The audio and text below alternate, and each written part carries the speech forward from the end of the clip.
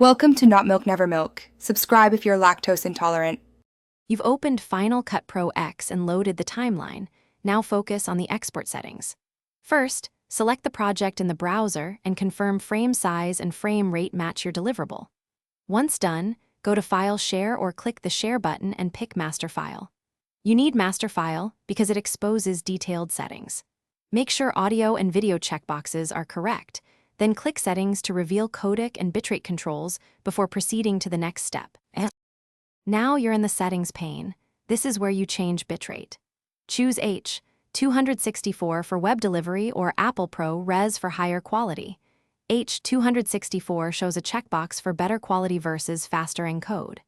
For explicit bitrate control, pick H264 and then choose Custom or use Compressor if available.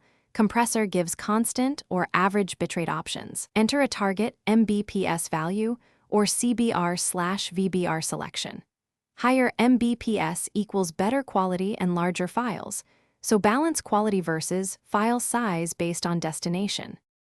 Finish by clicking Next, naming your file and choosing a destination, then hit Export. Once exported, verify bitrate and codec by using Finder Get Info or re-import the file into Final Cut to inspect properties. If the bitrate or visual quality isn't what you expected, reopen settings and increase the target Mbps or switch from automatic to a fixed VBR/CBR.